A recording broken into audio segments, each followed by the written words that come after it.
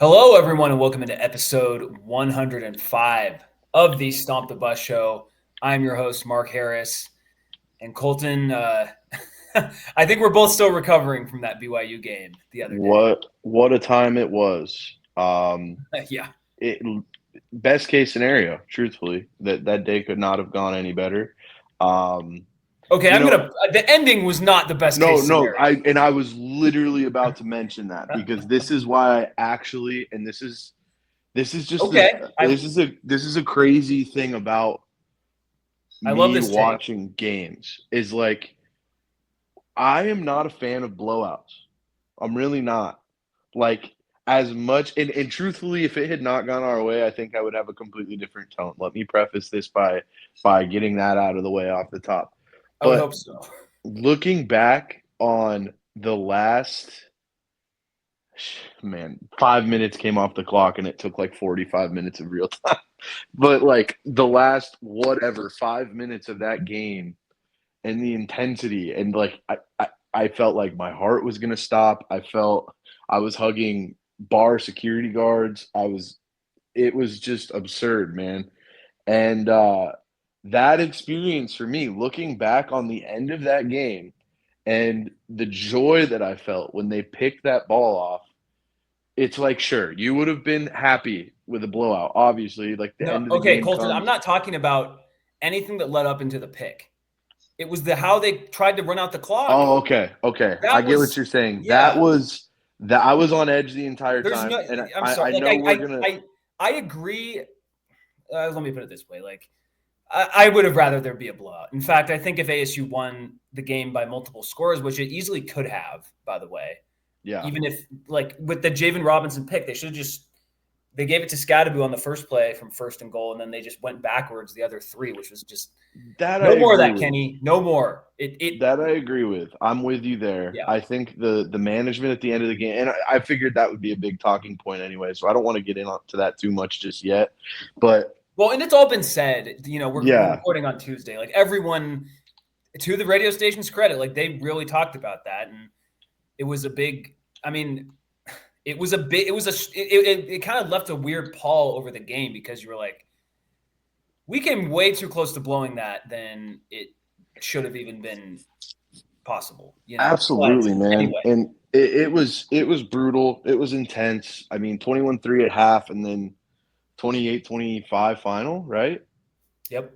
So you get one more touchdown in that game on that um, Guillory 60-yard touchdown, right? And like That was big. just like there's so many emotions to sift through. It was the game was such a roller coaster. After the game was a blur. It was just everything you would have wanted that day to be. I mean, if we're Yeah. breaking down the game, obviously there's going to be good and there's going to be bad, but the day from a whole, which I like from a an eagle eye perspective, right? That day was exactly what I think the fan base needed, right?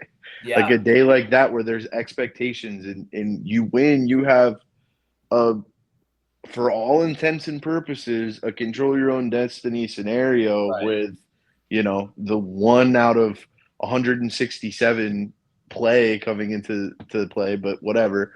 Um and they don't let you down. They show up and they win a game and they do it in it felt like a bunch of different ways, right? They came out, they started fast, and then they held on against all odds with Dillingham's game management there at the end. And it was one of those like you see football coaches sometimes be so desperate to look like the smartest guy in the room that they overthink sometimes. And it's Yes. like you you don't need to worry about giving them the ball back if you score there. It is a two-score game.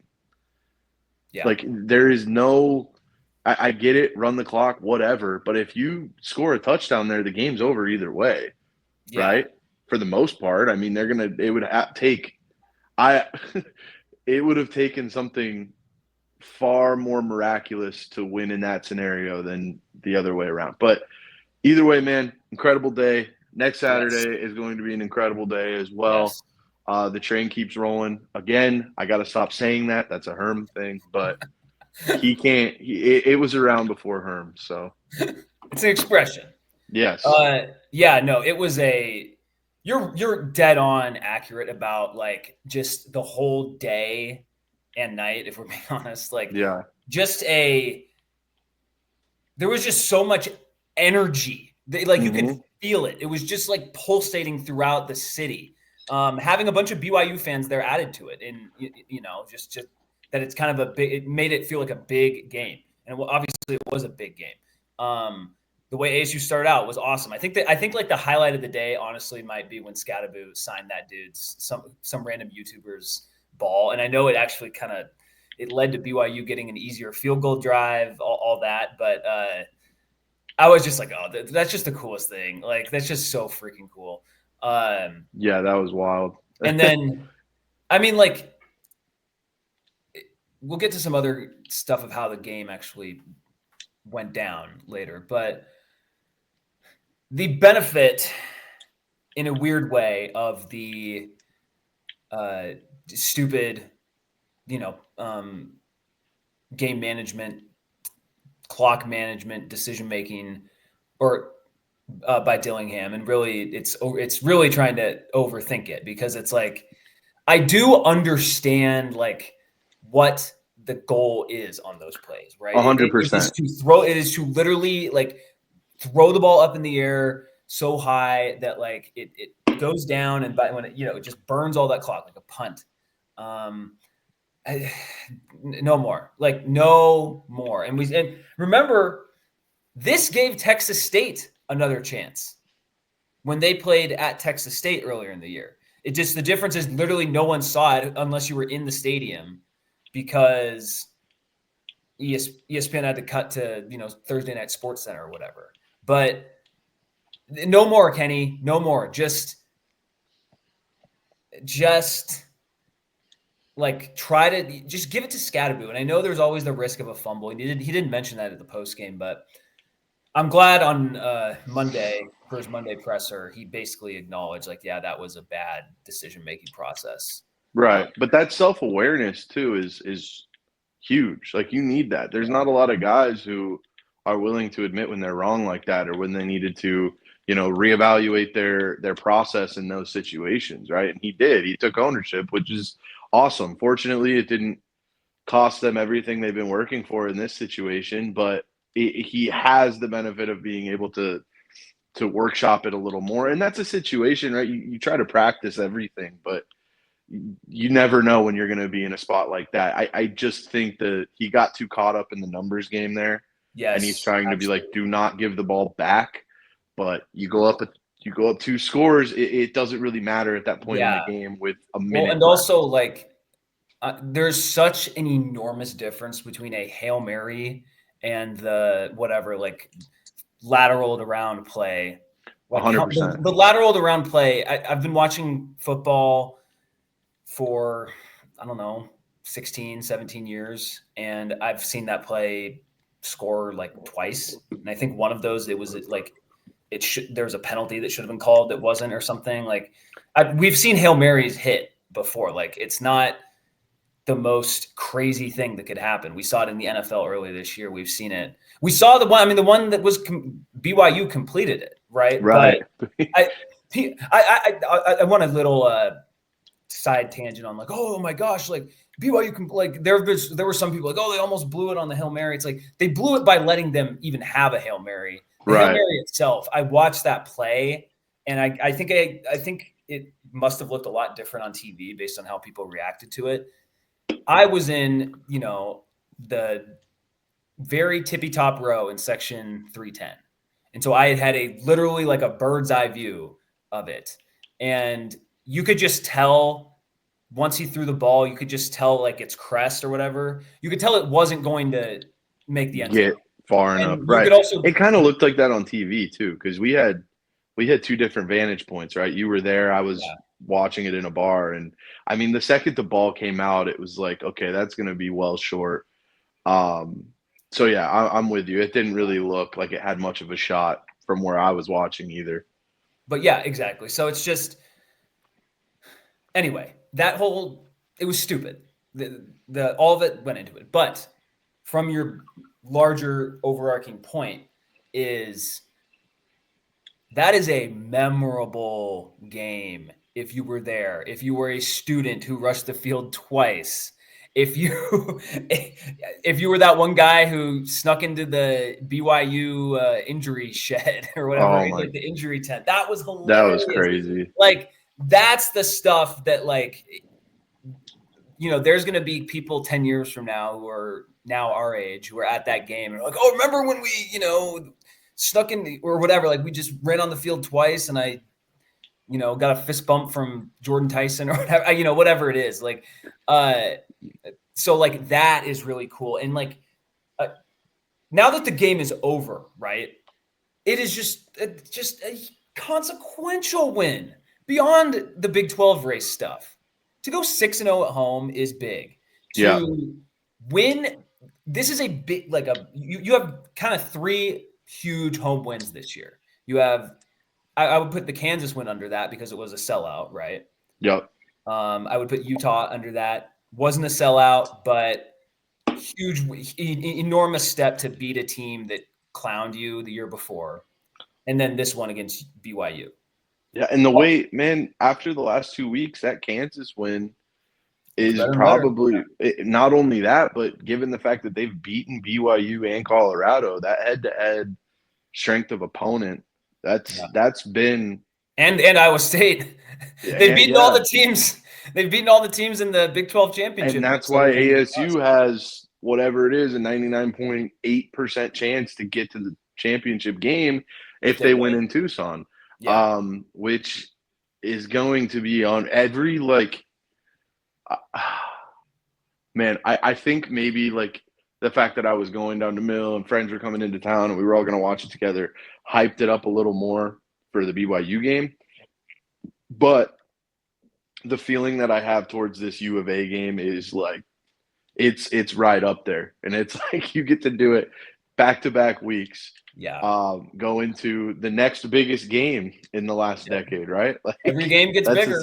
That's essentially what it is, man. Yeah. And to be in this position, I mean, I keep thinking about the conversation we had in the beginning when we were projecting our records and sitting there thinking 7-5 is like drinking the Kool-Aid. That's that's too fan, right? That's being too that's not being like, looking at it through the rose-colored lenses, right? Like being a little too optimistic. And now we're sitting here 9-2 with a shot to go to the Big 12 title game. And it's like, say all you want about the Big 12, but for ASU to be in this position after where they were just last year. Just to go potentially to go 10-2. Like that is still really good. And like, I don't want to get too far ahead, but like beating U of A would just be so big from just to get another 10-win season. ASU is still a mid-level program, like in the grand scheme of things. Right. But being like this can help you become one of those top end of the power of the ACC/Big 12 programs, right? Like 100%. And that's solidify yourself in the top end and get off to a good start in a new conference. And that's what we talked about last week when we're like, this program could realistically be mentioned alongside the Kansas States or the Iowa States, like the standard of the Big 12. Again, everybody has their opinions about this conference, but there's no killer in this landscape. I mean, in this landscape of the college football playoff, if you're a perennial contender in your conference, you're a perennial playoff team, right? And all it takes is getting in. So, I mean, that should be ASU's goal. And if you hit that year 2 of a brand new regime, right? And you're setting the foundation this early in Dillingham's tenure, it's like that should be the expectation now. They should be mentioned alongside those programs in the Big 12, like the Iowa States, the Kansas States, and guys like that. So, I mean, it's just massive. It can't really be overstated. It's hard to really quantify the impact that this has all had. It's just a polar opposite approach to what we had before Dillingham, right? He's going. I don't even want to like. I know, but he's going out on press conferences talking about pay these guys. Yep. I love You that. I know, love it. it's awesome. It's a snapshot of what college sports has become, and he's steering into it. He's playing it to his Yeah. advantage, and it's just awesome. And regardless of what happens, that like this season could not have gone any better. No, for sure. I mean, this is, like this has the potential to be the best ASU season that me and Colton have experienced, and it can. It might already be. It might already be because I'm our gonna freshman say year I team think it did already lose. is. Well, our freshman year team did. Yeah, it might already be actually because of the 2014 team did lose to U of A.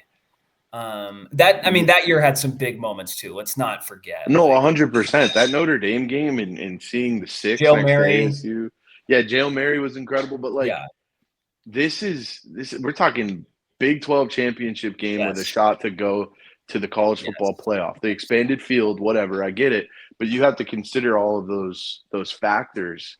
And it's uncharted territory, you know? It is, and it's so like you mentioned the NIL stuff. Look, we Yeah. know Phoenix is a kind of a bandwagon front runner sports town, which is honestly I feel like there's a lot more towns like that than a lot of like I think there's a lot of self-hating Arizona sports fans. Go Seahawks, by the way. I'll add to that. But I do think anyway, that's a whole different discussion. Like I think there's more cities like Phoenix than not. However, again, a win like that is so big, like for NIL, because it could have like had they lost, honestly, like it's same old ASU. Okay, like good Right. story. Maybe we'll play in the Sun Bowl or whatever. Like now it feels like if you don't make it feels like the worst case. Well, I guess it's tough because it's the Big 12. So like if like the only way you get into the college football playoff is by winning the league, right? 100%. Yeah. And there's not even a guarantee that you'll get a bye, which I think the Big 12 champion will end up getting a bye. Yeah, they should, man. I I think it mean, will end up playing out that way, but we need yeah. Boise State to, and by the like it's tough because I like Boise State as a program. No, Like me too. They're a great story. And they've had an they are incredible a great story and they deserve to be in the college football playoff, but not ahead of ASU. I'm sorry. No, Like no. I'm not when 100% with you. not when you have the Wyoming games that both teams played. And I get it. Like it's a different point in the season, different circumstances. I think Boise State played on the road, but ASU beat the living pants off Wyoming 48-7, and Boise State had to scrape by to win. Okay. They are a much more one-dimensional offense than ASU is. ASU won a game without Scadaboo this year. Yep. It beat Kansas State on the road with Scadaboo having it's probably his worst game of the season, right? And a lot of that is due to the K-State run defense, but like he was not a huge UCF factor without him too. Yeah, right. And that's about it. Every other game he's been a big, but like Boise State isn't winning a game with Ashton Jeanty, or if they are, it's because they're like playing one of the worst teams in their league. But if Ashton, I don't want Ashton Jeanty to get injured, but if he doesn't play, like they're probably gonna play UNLV in the championship game. That's gonna be a really tough team for them to beat. Like UNLV is a good team. Like UNLV could probably beat AZ. Like if ASU and ASU and UNLV played, it would be tough. But UNLV, they're not gonna they have 2 losses already too, so it's not something to worry about. But I think I like it's 16. I mean, like some of these 3-loss SE teams ahead of ASU, I bet one of them is going to lose again. So that there's no keeping them ahead. And, so I'm not super worried. I could see one of the ACC teams losing still too. So it's not the end of the world. I wish they were like 14, but I'm just upset that Boise State can Boise State beat Nevada by 7 points earlier this year. Like I get that we have some close wins, but the Big 12 is still a better conference than the Mountain West. I know that it like this year, if we're being honest, like the Big 12 is the worst of the Power 4 conferences. Like easily. Without a doubt. But it's better than the Mountain West or American. So absolutely, the best teams from the freaking American are now in the Big 12, and they all stink. They're all below 500. So I don't understand how if ASU wins the Big 12, right? if they beat whoever they end up playing, BYU, Colorado, Likely a or 10 Iowa and State, 2 Iowa more than State or likely, BYU. Yeah. right? More than likely, one of those teams with wins against. I mean, I'm trying to think off the top of my head who was ranked when we played them. I know Utah was. So Um, so we have 2 wins against teams that are currently ranked. Because but Utah, ranked at the like, time of playing them. yeah, I don't agree with that, like, thinking, you know. Okay. Well, I If mean, you want to go that down that Utah game path, at the time, was massive. no, of Utah course, yeah. Utah wasn't the team that it is now when we had them, right? Like they've True. fallen off True. completely. And I'm saying like when you have to get up and play a game like that, Right. they weren't looking at this like, oh, they're not as good as their ranking. They're going to fall off. Their offense isn't as strong as it's been. They were looking at this like that's the 16th ranked team in the country or Yeah, whatever it was. for I sure. can't For sure. remember. So No, when there's you rise up and you play in situations like that, I mean, how many of those does Boise State had? right. Right? No, yeah, Like totally. Like, they might not. Utah now looking back, it's like okay, they don't even deserve to say. Utah just played Iowa State tough. Utah should have beaten BYU. That's a good team. yeah, that's true. You know what I'm saying? Yeah, Like that's fair. maybe you reflect on like that. Maybe that's a state of the Big 12, whatever. But Boise State is not playing teams of that caliber. They played Oregon earlier in the year, if I'm not mistaken, They right? lost. And Now they I give lost them that game. credit. Like, I they played remember they played Oregon Oregon tough. I remember looking extremely at that well. like, Like, yeah, that was a great this game. isn't a And that's why BYU or not BYU, but Boise State is mentioned in the conversation that they are, right? yeah. It's because they're not just that game. They've obviously had a great season, but when you're looking at BYU or Boise and you're like, oh, okay, they can play an Oregon tough, but putting them in the conversation of a first round bye Yeah. is kind of absurd to me. And I think that's one of those things that I think will end up working itself out. I It's just agree. kind of a state of where everything is right now. But Yeah. I think once you have a Big 12 champion, um, you would have to assume a Big 12 champion will vault into the top 10, right? I Like would think. before they even, yeah. So I think you're I mean, right. I especially think if it's us, right? Like, we're 16. Let's say we beat U of A. Let's just say we cover. That we're like 9-point favorite. Let's just say we win 30-20. okay, Um, and it's kind of it's just kind of a nondescript win, which would be a good thing after last week, honestly. Um, hmm like I just yeah. Anyway, uh, and then you beat. So that probably bumps you up a few. That probably bumps you up like two spots. Because a few teams ahead of you are going to lose. And right. then this isn't even talking about anything with Boise State. And then you would beat more than likely another 2-loss team, potentially a rematch with BYU. Uh, and honestly, like if somehow you played Colorado in the Big 12 championship game and beat them, that would probably carry more weight, weirdly enough. Well, actually, no. I mean, they have 3 losses now, so I guess I can't say that. But in terms of eyeballs, it would draw more. Like I think you're right. Like I think this does take care of itself, and like let's be honest, if ASU entered the year, with a Utah, if the Utah Utes who entered the year in like the top 15 had this exact ASU season, right? They would be ranked higher than ASU is right now Who because was of that again? I'm sorry. so basically my point is like let's just say Utah had the exact season of Oh, ASU okay, Utah. because they entered the year with or Oklahoma State or Kansas or any of these teams that entered the year with expectation. Expectations, right. But all the teams in the Big 12 that entered the year with expectations, other than Kansas State, have completely cratered. It's kind of a weird way because Oklahoma State and Utah entered with some senior talent too, and U of A Right. had proven guys coming back, and Kansas were kind of seeing that they had some bad luck, close game stuff, and then Kansas State. It's been slightly disappointing year for them, but it's not a disaster or anything. But it's been BYU, Colorado, and ASU were all bottom 5 picked teams in the media poll, and then Iowa State was just in the middle. So it is weird how it played out that way. But I do the thing that is on the Big 12 side in this is they have, I believe, 5 total teams in the rank. Yeah, they have 5 teams ranked in the top 25. And like ultimately, I think that will matter because it'll just be a team like ASU. There's a good chance they will have beaten 3 ranked teams in the last month entering the playoff. So, and again, this is all if they win the Big 12 championship and if they get there. So like, we're really talking about, big, scenarios, but that's what, that's what it is. So, yeah. And I think the discussion is basically like, if they were to get there, would they have to be a 12? Because at this point, it's either you're a 4 with a first round bye or you're a 12, essentially, right? Like, that's kind of how it feels. Yeah. I think they'll end up being the 4th. I think the winner of the Big 12 will end up being the 4th seed. I agree. And I think that'll work itself out, like we said. But we've just seen this so many times. Off the top of my head, what is Boise State's best win this year? They beat UNLV. That was a big win. Their best win, I don't have their schedule ahead of me. But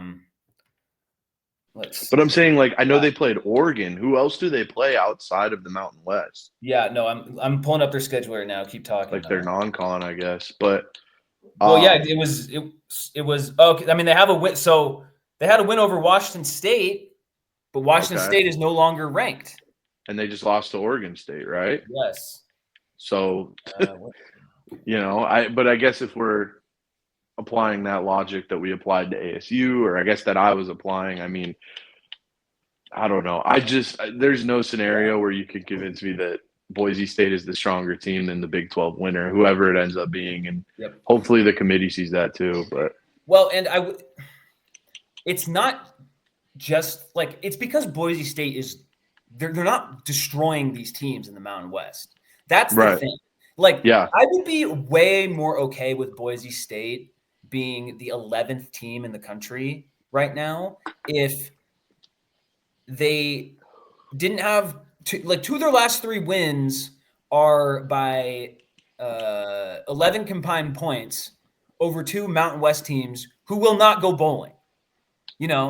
A 7-point win over Nevada and a 4-point win over Wyoming. Like, you can't. That's not the same as anything that's ASU's done. ASU has won in its last 2 games, right? Like a 10-point win over K-State and now a 5-point win. And again, a game that they could have easily won by more. And I think another thing with the ranking of 16, that a reason why it is what it is maybe we mentioned this on the show already, but like, if you win the BYU, let's just say, forget about all the not taking field goals, which I think we're both. Oh, that's another big one. Yeah, we haven't even talked about that yet. Yeah. So anyway, before we get to that, if ASU had just punched it in on that last drive after the Javen Robinson almost pick 6, whatever, they almost certainly go on to win 35-23, and that just looks better, right? That looks a lot better on paper. Even though it kind of would have been a weird reflection of how the game actually played out.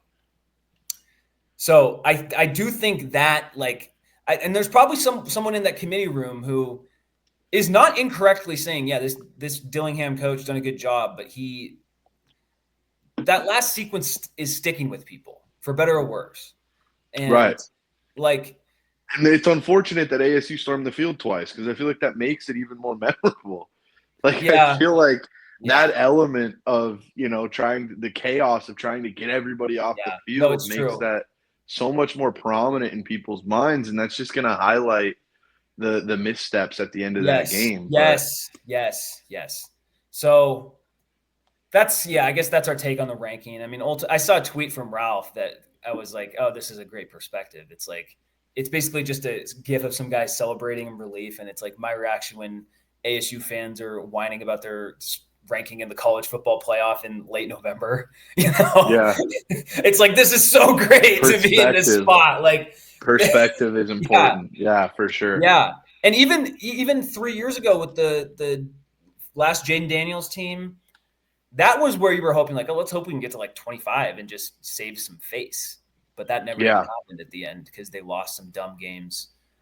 Everyone that year remembers the 2 games that they lost in the state of Utah that were both extremely painful. Oh, yeah. The BYU, the Merlin Robinson pick 6 that wasn't. Yes. And then the Oh, man. What a theme with BYU, almost pick sixes. And then the game at Utah where they played just so great in that first half, and then oh my god, that second half was a nightmare. But they also lost Oh, two. yeah. They also lost to Wazoo and Oregon State that year, too, and that's really the reason why that team didn't achieve. And that, anyways, but like that year, you were just like, oh, let's hope to be 25. This year, it's like, what do you mean we're 16 and here's our ranked wins and all this? Like, oh, Yeah. this is what it feels like. This is like it's a good feeling to just be like upset about things that are like, we're not going on here and being like, oh, our AD like doesn't believe in NIL or, Yeah. or like, I'll say this too. Like, I would rather have a college coach who is a little too geared in on like time clock management than Herman. Like grossly mismanaging it. Yeah, than Yeah. Herman to like. We kind of like overthought it. It's better to Yes. overthink it than to underthink it, I think. Yes, because it Because shows up in different overthinking, I ways. think, It shows up in that field goal drive you don't get because you don't manage the timeouts correctly or whatever it like. yeah, It doesn't the way that it happened with Dillingham and how it played out on Saturday is much more memorable than like some poorly managed end of the first half, 5 years ago or whatever. But it all it all flows the same way. So anyway. for We've sure. gotten all of that. Let's talk about the field goals now. Colton, what do you think they should have kicked both? Do you think they should have kicked one? What is your Okay, so this is what I'll say. I'm slowly becoming a reformed take the points believer, in the sense that I never, as an Eagles fan, man, you can't ever expect to take the points. They're not. Sirianni's going on 4th and 7. It happens constantly. So, and I guess in my entire time watching football, I've never been that upset with being aggressive and trying to go get it, because I've seen it work quite a bit, right? Like when right? it works, it's great. When it And it works, has it's worked like, this that's year with awesome. And ASU. it's worked. Yeah. But dude, it reared its ugly head again. And I cannot tell you how much I despise a pistol formation on 4th and 1. I do not care how often it works. I do not care if it looks good in practice. If you are changing the situation from a 4th and 1 to effectively a 4th and 4, it makes no sense to me. And maybe I'm dumb. That's a very real possibility here. But it is the most infuriating thing that I think Dillingham does, and he's done it multiple times. Is let's Wait, were go they on in the 4th and pistol 1. on that last 4th and The 1? one there was a pit. Okay, you know what? I think They they were under ran out of center. the second one. Weren't they in the pistol? Or I the think they. first one? Well, the first one they threw it, so it didn't even matter. But Okay. and There it was was what 4 yards. Okay, hang on. I misspoke. So Okay. there was a 4th and 1 out of the pistol earlier in the game where Scatterboo got stuffed. And because he's Scatterboo, he rumbled for another yard, maybe. Barely picked it up. But Okay. when I'm sitting there watching it, it's like that worked because it's Cam Scatterboo. That didn't work because it's a good play call. Right. Right? So Right. just seeing it again and it drives me insane. But I guess that's kind of a moot point because it worked this time. If I hope we're not in a position where we're talking about a failed 4th down because they ran it out of the pistol on a 4th and 1. Anyway, the first time they didn't take the points, I was screaming to take the points. That is a situation where you take the points, because if I'm not mistaken, that makes that change. I'm trying to remember what the score was. It was an 18-point lead that goes in. It would have been a 21-point lead. You'd be up You 24. You make it a 3-score game. Why are you not? You go from a 2-point game or a 2-score game, 16 points. All they need to do is get two touchdowns. No. It's not. It was already a 3-score Oh, game. 18. So that's probably Okay, why they went. That's probably why they went for it, because they were already up 2 scores or 3 scores, no matter what. But you Either add way, that field goal there, right? And it's a 21-point game. They can't play the numbers game. It's pretty cut and dry. You have to get 3 touchdowns, right? Yes. So I mean, then that alters their confidence. It alters the play call. It alters so much. I think psychologically, those 3 points would have made a huge impact on BYU, right? That's Yes. just kind of how I felt about BYU. it. But Yeah. the second one, I wasn't as upset with. I remember saying, "Go for this," because if you get the first down, that game is over, Yeah. Yeah. right? And if you kick the field goal, they can still go down and tie the game. It's an Correct. 8-point Yeah. game, Yep. right? So that one I wasn't as upset with, especially because it's 4th and 1. Again, the play call was a little suspect. Well, I think that Levitt's it quick. I looked like get it, but Scadaboo just messed that one up.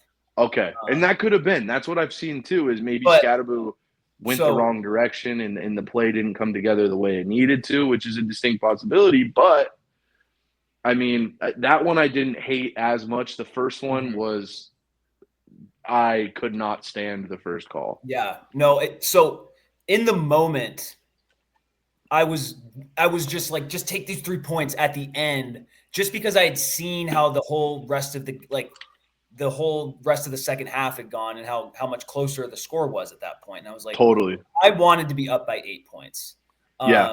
And I get that too. Yeah. That's totally logical. I completely understand that. I think that's the one where it's like, regardless of where you landed on it, I don't think you were wrong.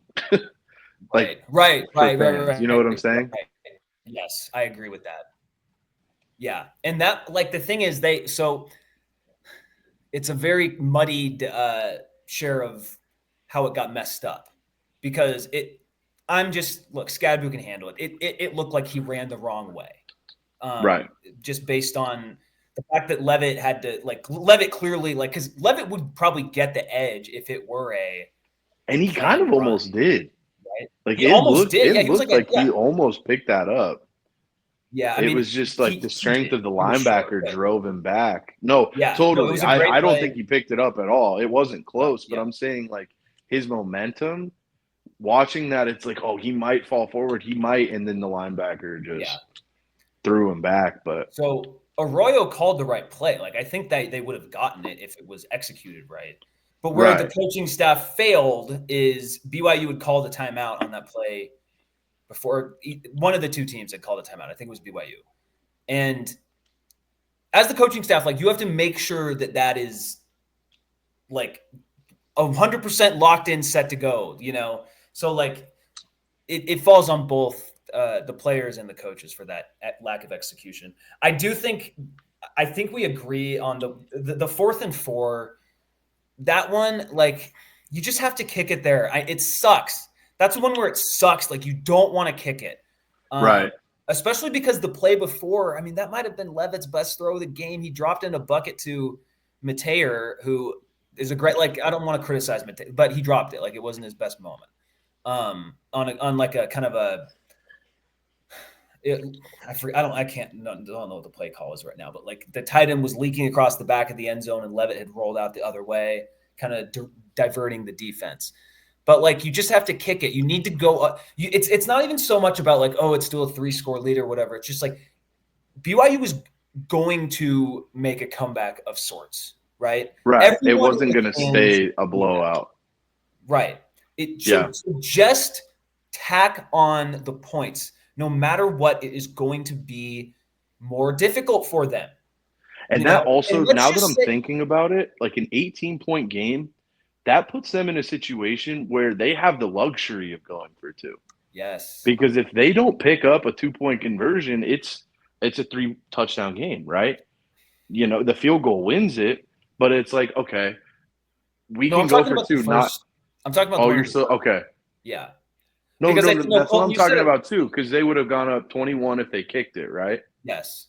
And ASU was up 18 because they didn't get the first down. So I'm saying it's 3 touchdowns either way, right? Right. But they have the luxury of, like, now we can, and ultimately they did. They missed one of the 2-point conversions. They got the second one, and that's what made it so close down the stretch. I think that field goal, man, was, like, we look at it and we're trying to do the math on it, but I think it was so much more consequential or inconsequential, depending on your perspective, than, you know, or I guess it would be consequential for the ASU perspective. But so much more consequential than we even realize because of how it altered BYU's Right. approach to what they were running. Yeah, So, so that would have put you up. Yeah, because they did go for two. They missed the first one, got the second one. I don't remember the third. which They made it what? so What would that have? they were up. Okay, it was 21-9, and then 21 uh plus 6, 21-17. I believe, or no, 28-9, 28-17, and then the third touchdown they scored, they did not get the 2 points. So, Right. but if ASU were just up, um, they would have been up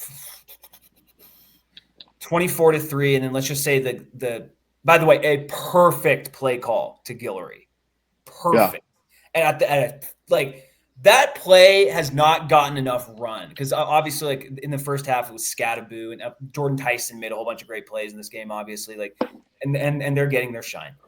That play was like just turned out to be so big in the game because even though BYU was able to get a comeback, they never were able to take the lead, and I mean, sure, you'd rather have like a long scoring drive, but it's a big touchdown. So, just a huge play. Cole Topham on X did a great. He's a former ASU guy. He did a great video breakdown of it, and it was basically the same design as a play they did against Kansas State, but and because of that, Guillory was able to kind of sneak behind and get more open. So great, just a fantastic play call, and one that really mattered because the defense just struggled a bit more in the second half. That's for sure. So yeah, I mean, I will say like yeah that first field goal they didn't take because Colton, I was gonna say like you were dead on about your point of like the one I wanted them to kick it at the end of the game, but there was real logic of not kicking it, right? Like there was real like I understood the decision making of not kicking it as well. Right. That So was one where either or made sense, yes, truthfully. Like, I mean, there's a lot of people saying kick it. I get it because if they go down and score, you can't lose the game if you kick it, right? You can't lose the game on the next drive, which, I mean, that's a huge benefit, obviously, to yeah. be able to play defense There and might know that, be like, a hey, psychological thing of like the defense plays differently if you're up by 8 versus up by 4 or 5, maybe the desperation of, like, if we don't come up or with the this offense plays game's differently, over. right? Yeah, maybe. Right, something like that. That's a good point too. Maybe that's a factor, but that was You'd still rather I be up understand 8. both. But like because you can end the game. If you get that first down, the Yeah, game's over. yeah. You know what I'm saying?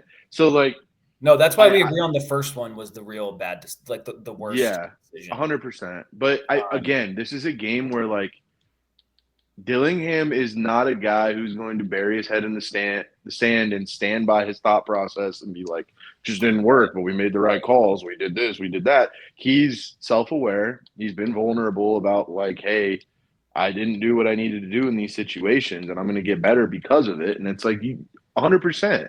Yeah. This guy has grown all year right in front of us as a head Yep. coach. Yep. He's a rising star in college football, Yep. and I think the hope is he's better because of how that game went down. And I don't know. Hopefully, we get to see that all manifest in the Big 12 title game. Yeah. Well, okay. I think we can conclude the game management, all this stuff. Scatterby played well in the game. I mean, another just really awesome game from him. Offensive line really did a good job, man. I cannot like this offensive line has been just so big this year. It just Right. Getting Ben Coleman is back next year, getting. too.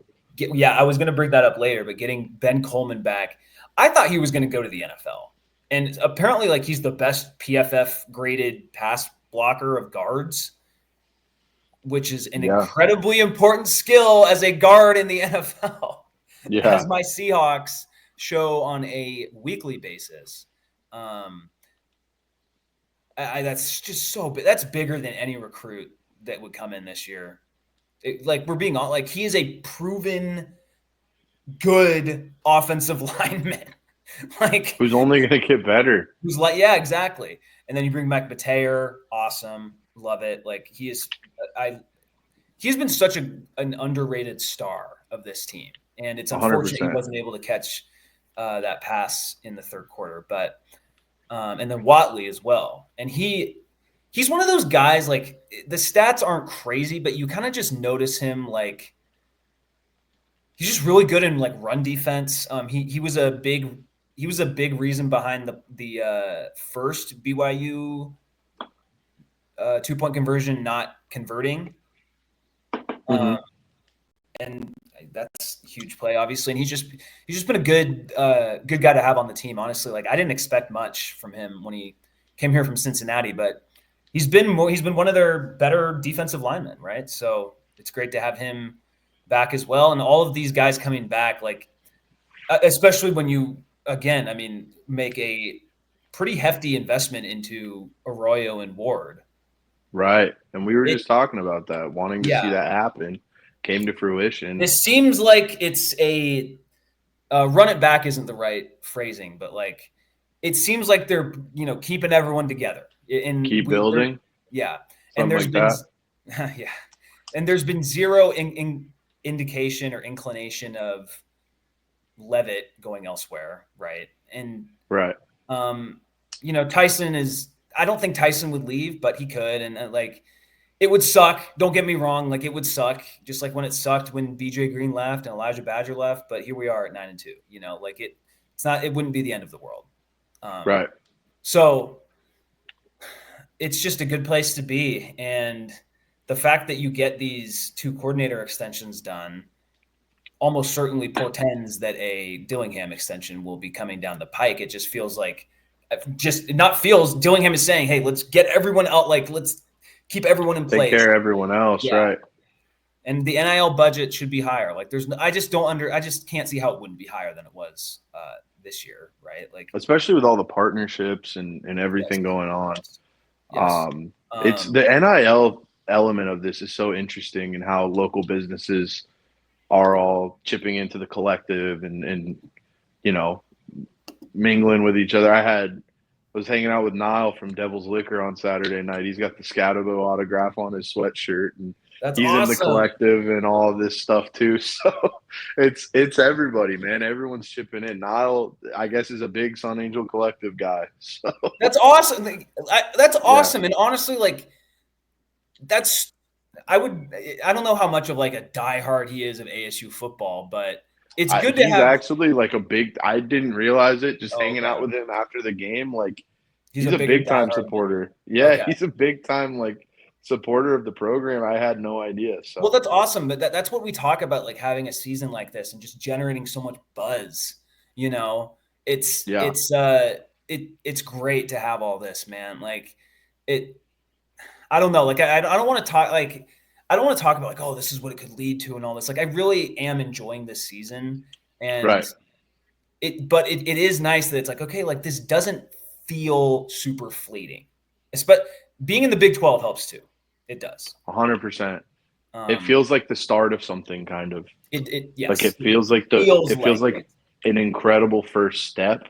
Yes. That we're enjoying. We're not taking it for granted. We're not. No. Like we're loving every minute of this, regardless of what happens. Like, would it be? Nobody is taking this for granted. Our fans. That's what's been great about this. Like everyone is just like, this is freaking awesome.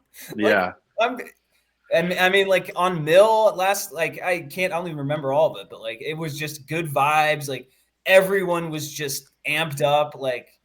Yeah, until I got the cherry thrown at me. Were you there for that?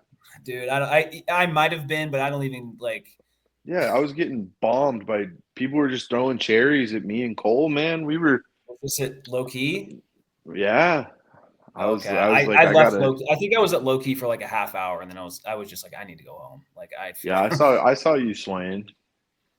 Dude, I was like, because it was a pretty early, like it was a weirdly like early night because the game.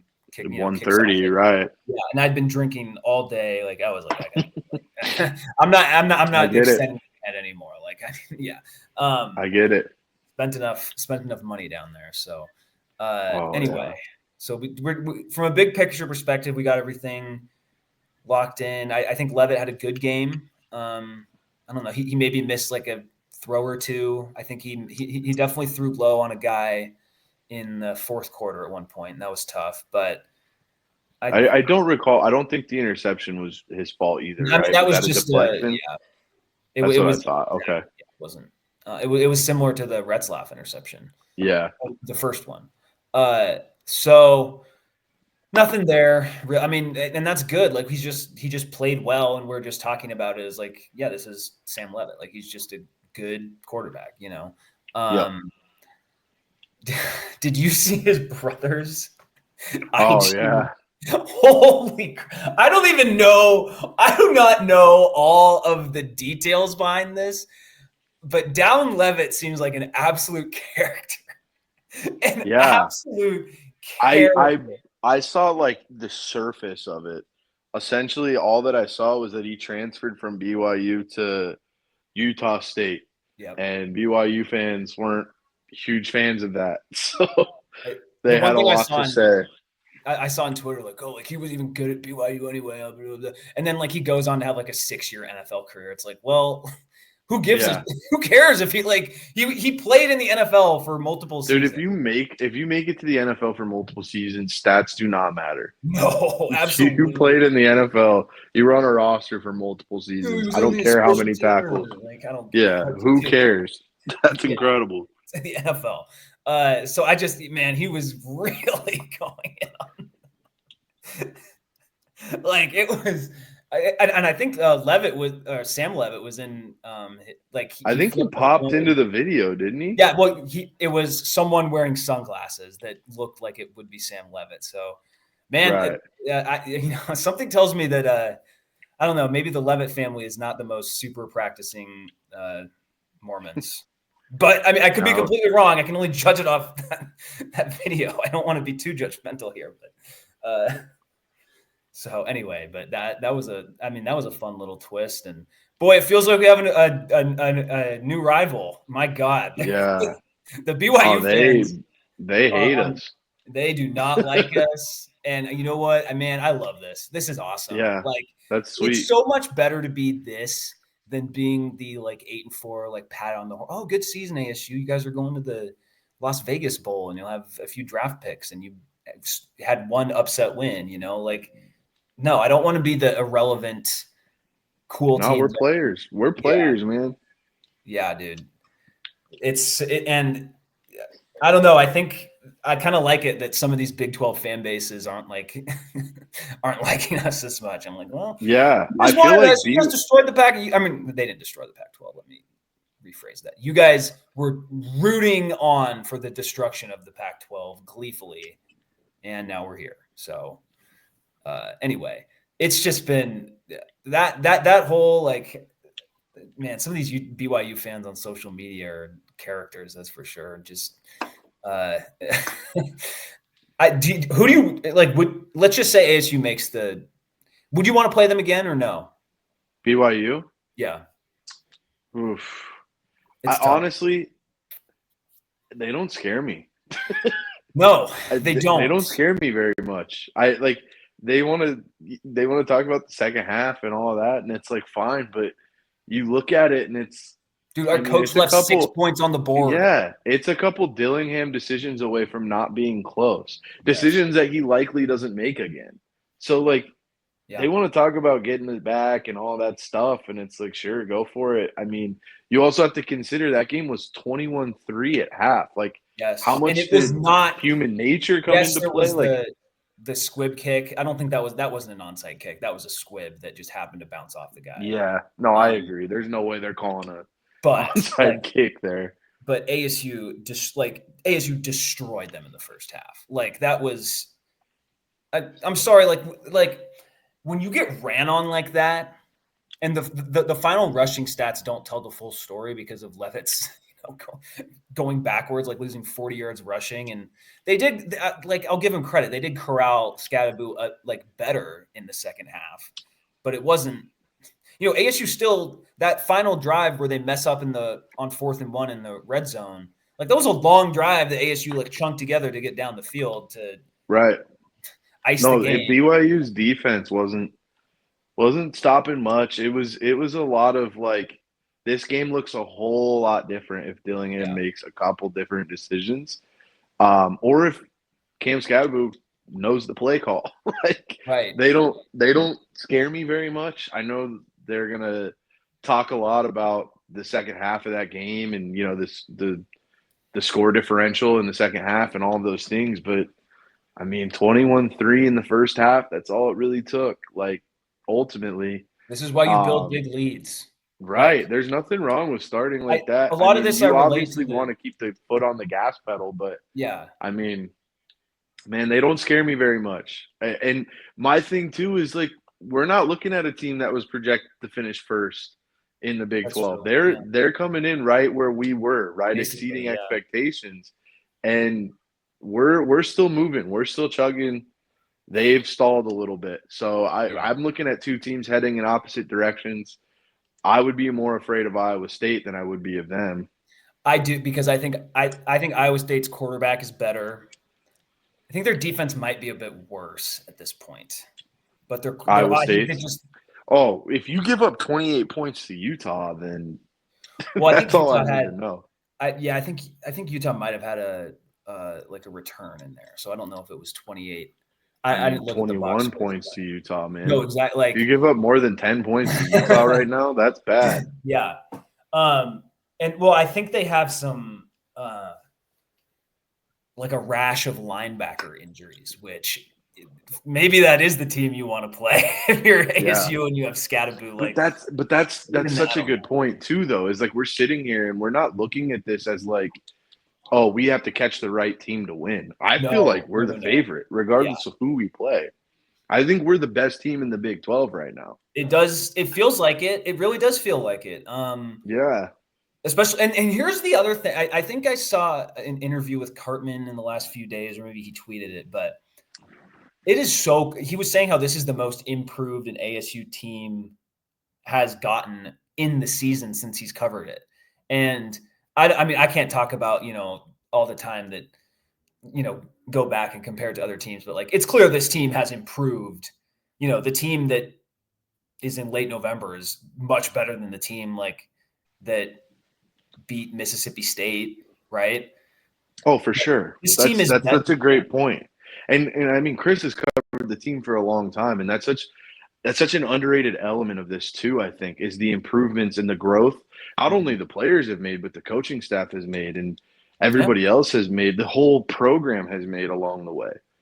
Like yeah, it's not they're not stagnant and it's not long term like year to year growth. I think that's the mark of a good coach too, and a coach that knows how to get the best out of his team is when you're watching these guys play better and better and better, and they're not slowing down, and yep, they're not losing. They're continuing to buy in and fight, and it's like, I mean, that's the Dillingham effect, I think. yep. And like, oh, what was I going to say? Just lost my train of thought. Oh my god. All right. But Oh, excuse me, I had to we got a sneeze. host. We got a Uh, host sneeze. That's bad radio. yeah, I know. We got some dogs barking outside. Oh, I was gonna say, do you have a dog? That sounded like it was right next No, to I you. don't. But my Oh, neighbor okay. has 3 dogs. Does your neighbor live in your living room? She lives. You haven't been to my apartment, so you don't know how it's. No. Ooh, It's she, Mark? yeah. Ooh. Anyway, no, there's like a deck that we both share, and so she was clearly just walking across to take the dogs out. Anyway, Tell her to keep it down to your recording. hey, our 10 listeners, do Yeah, not there you let the go. We're dogs. up from 5? No, I think we're probably at a bit more. I haven't checked because I put it on the. I'm going to start.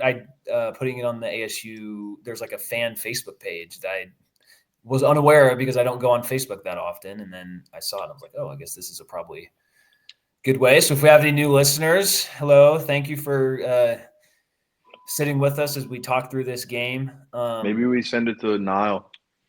You should honestly. I mean, if he's Yeah. a sicko who's like a fan, like He is more of a sicko than I thought, man. well, yeah, of course, It's clearly, just talking to him. I'm like, damn, he's like really in this. yeah. So What were we talking? We were talking about the team improving as the season goes along. mhm. I was going to say this team is not like we talked about last year, how they got just completely ravaged by injuries. They've had a few high profile injuries where a player misses a game, right? When you lose Levitt for a game and when you lose Scadaboo for a game, like those are like big stories, but the offensive line has been very healthy for the most part. Defense hasn't had too many injuries. The linebackers started the year injured, but are now all good. Like Jordan Crook has been a great player on this defense. You have Elliott and McCullough, and then safeties have been clean this year. Like it's been a pretty it's very good that like the team is staying healthy, and it does speak to I think at one point in the year they were talking about how their practices are more difficult. Like they just practice really hard. Yeah. And I think man, there might be some real truth to that. Like, because if you're getting in, because remember they had a good chunk of injuries entering the year, right? Like Prince Dorba was out. Yeah. Look, like maybe it's just that like in terms of the physicality, the games are less physical than the practices. I mean, and it's not like that hasn't really been played out on the field, right? Yeah. Other than weirdly, the team that just completely, I feel like the team that just completely like pushed our defense around was UCF. Yeah, Man. I was gonna say, man, Wow. that was the one game where I felt like they were getting everything they wanted offensively, Yeah. especially early. And No. it took those big time special teams and defense plays to preserve what we're talking about now. Because I think if those plays don't happen, we're talking about a different result. Talking about an 8-3 team. Yeah, that, just like, based on the momentum that team had early. Yeah. And the way that offensive line was pushing us around, No, like we're talking about a different team. That was and that speaks to the difficulty of a Power Four conference, to tie in our Boise point. Like, yeah, I mean, like the different, like it's like when you have a down game, you're still playing another Power Five team. You're not playing Wyoming or Nevada. You can't just scrape by, right. And yeah, like that was the only, because like the Kansas game, they put up 31 points, but two of those were just coverage busts. Like one of them was just a clear coverage bust, and another was the equivalent, but on a run play. Like the guy just like those were corrected, it seems. Yeah, and I Texas, think you made a good point. I can't remember when you made it, but when you made the point that ASU got Kansas at the perfect time, yeah, I don't think that could be more overstated. And it's so crazy that Kansas now is the team that's like for 2 weeks in a row, Kansas is like, yes, ASU, please go to the Big 12 championship game. Like without Kansas, man, we're not where we are. So, but that man, shout just out speaks to Kansas. this team. Like, I mean, that was the game where Levitt like really played. That was his best. I don't know if his best game of the year, but he really played well in that game, right? Like, undoubtedly. And it's just like it's good to see different people stepping up in different games, right? And you can overcome a few bad performances from individual players. I wouldn't even know. Well, honestly, it might have been Javen Robinson before that pick. He was getting picked on. So yeah. And what's great is like, okay, like maybe if Javen Robinson isn't having a good game, you put in LT Welsh, right? Like he's had some decent outings too. So like it's not like they're just have no backups either. Right. They're really deep in the secondary. This team is way more deep than people think. Like, yeah. And that was our point coming in. Every time we discussed this team, yes. Every time we discussed this team in the preseason, it was like their depth is so much more improved than it was last year. And I mean, I know a lot of it was offensively. We were talking about, running back depth, quarterback depth, receiver depth, all that stuff, but it's across the board, man. They've got guys who can play everywhere. So absolutely. Yeah, I mean, honestly, it's funny. Like the biggest depth thing has been our wide receivers, but I feel like Stovall and Guillory have chipped in these last few games, and it's not always consistent. But it's when you need them. They've chipped in, and they're coming up big. Yes, Stovall had a great catch on the drive they ended up missing the field goal on in the third quarter, but it's good. Like you have to keep those guys involved. You can't just and I get it. They're getting like 1 or 2 receptions per game. So it's not, but like you can't just have them run block the entire game or whatever. Like that's not how it's going to work. But yeah, I mean, it's a good place to be. I haven't really checked in the recruiting rankings. I know that we've picked up a few guys and we're off to a pretty decent start to the 26 class. So that's good. Yeah. Anything else football related? I think we covered pretty much everything. Yeah, man, just buckling up for another crazy week. Like I haven't been looking on Twitter, so I feel like these last few days, like there's always been some little news nugget that's popped up. yeah, and it's a weird week. Like I'm off for Thanksgiving after today, so I'm like, Yeah, it's not near as the anticipation isn't killing me near as much as it did last week because you're working, you're doing your thing, and you're like, I just needed to be here. I can't keep doing this. But now right. it's like you get to chill a little bit, take it all in, enjoy the fact that we're here. But it's another huge game, man. Going down to Tucson, it's going to be awesome. Absolutely. Any thoughts on U of A? I mean, the fact that they got killed last week, like I don't really look at like the game or whatever. It's good. I mean, obviously it's going to be tough to stop Tetero and McMillan, but it seems like That's pretty the much only guy. teams have been able to do it this year, or at least stop U of Yeah. A. So The only thing I'll say is people say throw out the records quite a bit. I wouldn't go that far. I don't think U of A is good enough to necessarily throw out the records, especially with what we've seen from ASU. I think ASU coming into this game, at least based on what they've shown us, and anything can change in college football, but the state of these teams currently would lend to the belief that ASU is the far superior team here. yes, Right? yes, So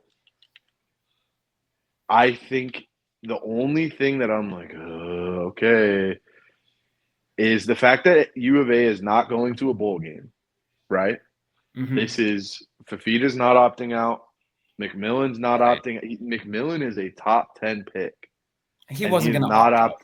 he's not opting out of this game. But I'm saying, man, like there's a lot on the line for McMillan, and for him to say I'm playing in this game means he cares a lot about U Oh, of A. for He cares sure. a lot about this program. No, I Right? And think there's a lot of pride on the line right now yes. going into that U of A game for that team, right? This is their Yep. bowl game. This is Yep. probably bigger than any bowl game that a 6-win team would be playing in anyway. Yeah. So like that scares me a lot, but I also think when you brought up the point Cartman made about the improvement that he's seen this team make, I think it's going to go back to the coaching. I think Dillingham is not a big like, okay, we won. We're feeling ourselves. No, Let's he's enjoy not. this week. He is a like so what now what type of guy, Yep. So I think that's going to bode well in this game, and I think talent wins out. Oh man, I don't see how they lose this game. It is, dude. It is really like U of A's defense is horrendous. I they do are not see bad. how they lose this game. They're bad. And I looked up. I was looking it up now. Like they ran for like 1.9 yards a carry against TCU. So it's like I'm very glad. It feels so weird to say, but I'm almost glad that we got destroyed by them last year. Because there were a Yeah, lot of guys, like sure, Levitt wasn't on this team last year, but most of the linemen were. Like a lot of the guys on defense were on this team. Like there's a lot of guys who were on the team last year. and they keep talking about the score, man. That's what I read today. I Good, saw it on Twitter. good. Is at practice. They keep mentioning the score. They keep Yeah. bringing up the score from last year. I think this team's pissed. I think they know what happened in that game last year. And you couple the coaching with the talent, with the result from last year, you hit the nail on the head. The result from last year, I think, is going to motivate them pretty significantly. They're 9-point favorites. I mean, it would take some really weird college football stuff to happen for them to lose this game, I think. It does feel that way. Yes. Yeah. Well, I mean, it's just clear. Like ASU is just better on the lines of scrimmage than U of A is this year. There's no Absolutely doubting that. U of A, like they do have Tacario Davis, but I mean, Fafita hasn't had that great of a year. No. Right. And I think there's a way that this game finished.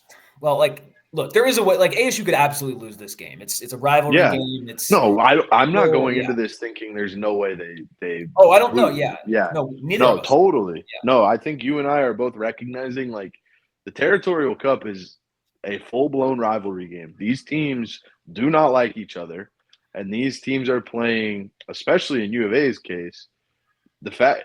And what's so funny is I read that Brett Brennan isn't playing up the spoiler element with his team, and it's like that's just like I don't want to tell the media what we're doing, but like how do you not? That's all you have right now. Yeah, that's it, man. This is your bowl game. You get to keep. If ASU beats you in your house, they're going to the Big 12 title game. That was the season that you thought you were going to have. Right. And now your in-state rival is about to have it, and you get an opportunity to keep them from doing it. I mean, but they're the only team standing in their way, right? No, for sure. We've got a 99.8% chance to get into that game if we beat U of A. Right. And they're not playing up the spoiler element. Yeah, that's crazy. I really hope they've quit already. Like that would be great, honestly. I kind of think they have. It kind of sounds like they have. I feel like the only guys that I think are playing for pride in this game are Fafita and McMillan because they blew it by not transferring. So, well, McMillan. I mean, McMillan will be fine. Right, McMillan's fine, but Fafita, man, that dude was supposed to be a big-time college football quarterback this year, and it just did not happen. No. Yeah, I'm still worried about that. Like Fafita will probably make some plays, make some throws. It's just like I feel like whenever we play teams that just can't stop the run at all, we just beat them. Like it's not like maybe the game ends. That's what they want to. That's what Dillingham wants to do, man. Yeah, exactly. So like the run is the catalyst of the whole offense. Yes, this could be a great game for Scattaboo. I mean, he's gonna want that's the thing. Like he was on the field for that game, right? He played in that game. Yep. He's gonna want to like that dude. That's how he's like, wired. That's how he's wired. Yep. Yeah, and I'm sure Shamari Simmons, feels the same way. Like Dorba and Clayton Smith, McCullough, obviously, like some of the linemen. And that bleeds over to the other guys. Like, absolutely. These dudes are in the locker room talking about what happened last year. Yep. They're talking about the score at practice. They're doing all that stuff, It's not lost on the new guys with this. No, the only so ASU 20 years ago in 2004, they entered – it was a dirt cutter team. They entered 9-2, lost to U of A. I don't have any real, frame of reference for that game. So I'm not going to I don't, you mean you weren't watching it and I taking wasn't notes for your podcast? No. Wasn't even aware that either of those schools existed probably as an 8-year-old. So anyway. What a fake fan. I would have been 9 years old at that point. Actually. What a fake fan. I know. I was probably too busy with Yu-Gi-Oh or some shit. Oh, big Yu-Gi-Oh guy. I was a big Yu-Gi-Oh kid. Did you have Exodia? No, I don't think I ever got it. Because it's like that's the only one I know. Yeah, I mean it's a cool concept where you get all the cards and you automatically win, but I don't know. I had a big Blue Eyes White Dragon guy. Oh, okay. How could you not be? Honestly, I know that one. I played Yu-Gi-Oh a little back in the day. Oh yeah, I remember that one, and I remember Dark Magician. Dark Magician, yep. Yeah. Oh yeah, dude. No, Yu-Gi-Oh. That was actually for a kids game, or what was marketed as a kids game anyway. That's a real game actually. Did you ever watch the show? Oh hell yeah, dude. Oh my gosh. Show was intense. That show was awesome. Yeah. Anyway, let's hope U of A doesn't activate its trap card and get us. I'm leaving the show. This is my last episode. That's it for me. It's been a fun ride. Okay. Yeah. So we've talked about this.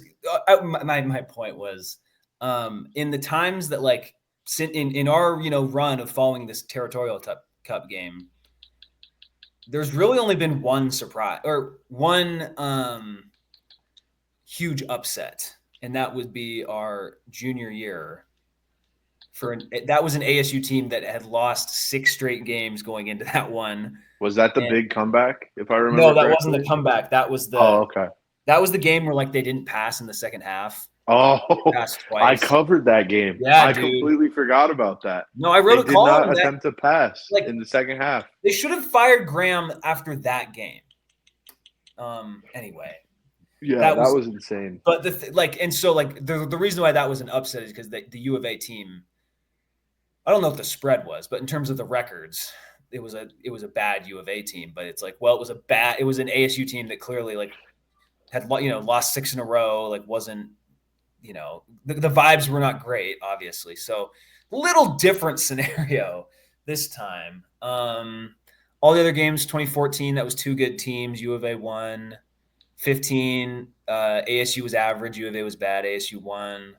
16, we just talked about. 17, was it?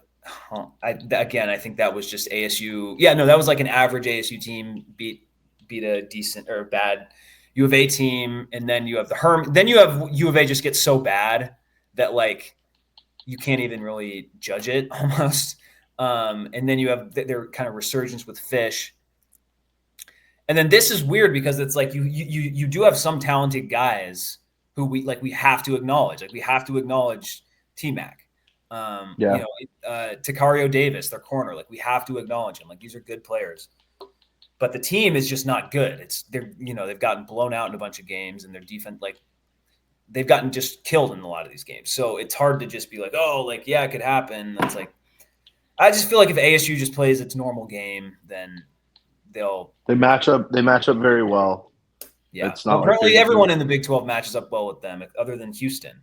Yeah, I guess that's a good point. But even that Houston, like that was a lot of just like turnovers from them. It wasn't even that like they were getting like, threeing out every time, right? Like, yeah.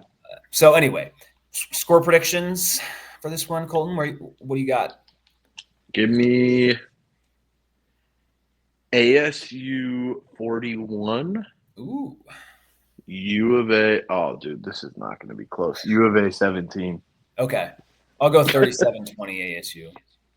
37-20? Okay, I like that. Same thinking. Yeah. I don't think I think we've talked this one over. We have given U of A playing like they're all the respect that they could have possibly earned, honestly. Like I don't think any ASU fan is just going to this game like we're going to destroy them, It's like we should win, but this, things happen. So, yeah. All right, men's basketball. As it's funny. Last week we were recording. It's ASU's up by 10 points over Cal Poly. They should be able to pull it out, and they do win the game, but came really down to the wire. I'm glad I don't really have to think about that game much anymore. And ASU is 4-1. Still doesn't have a dumb loss on its resume, which is nice and somewhat rare for this team early in the year. They play New Mexico on Thanksgiving night. So basketball's in a good spot. Volleyball continues to win. Any thoughts on those two sports before we wrap this Hockey? Hockey sweeps Denver. Oh my gosh, yeah, that was awesome. Everything cool. Everything's school, man. Yeah, other than women's basketball right now, but that's okay. Can't be great. They are improved from last year, at least. So. We'll keep building. Women's basketball will get there. We're on the upswing everywhere, Mark. All right, that is true. Thank you for watching. Please like and subscribe, rate and review. Follow the College Huddle Podcast Network. I should have led with that, but they're not paying me, so not like there's any real detriment if I don't lead with it. Oh, no. It's like we lost our sponsor. Yeah, exactly. Well, we can get Devil's Liquor to sponsor the show. So. Yeah, hey, I'll hit them up, man. We actually will. Yeah, no kidding. Anyway, follow the College Huddle. They have good stuff on their side as well. Other fan-driven shows. And, yeah, good talk. Good place to be for an ASU fan. I will see many maroon and gold clad Devils down in Tucson. It's probably I don't know. I don't remember. You can move to sit with us. Yeah, that would be great. I mean, I bet we will. So, yeah. What do you think there'll definitely be some you want a tailgate before? Yeah, sure. I mean, I think Conrad said his buddy has a tailgate. So okay. Look at us making plans live on the air. There we go. It's going to be a lot of I don't know what the percentages are going to be, but I feel like it could be like 55-45 ASU fans. Yeah, I mean, they're driving down, man, for a season like this. Yeah. Like, I don't know how you missed this. Well, game. and so many fans couldn't go to the BYU game too. Yeah, priced out, dude. Yeah. That So stuff was crazy. I saw a brawl on the light rail almost. oh, nature is healing. We are back. Multiple videos of kids just you saw the video of the kid who was just completely drunk off his ass. Yeah, getting arrested, escorted right? out. Yeah. He was getting like tackled and stuff. Yeah. I was like, you know what? This is the unhinged, drunk, emotional energy that college football is really about. So yeah, I jumped on the back of a security guard at Q Club. Very nice guy. They've Jumped seen on it his all back at to Q Club. celebrate. And I went up to him later. I was like, man, really sorry. Kind of lost myself in that moment. And he gave me a hug and he said, that's what we needed. And I was like, we're back. Right, man. Nature has healed itself.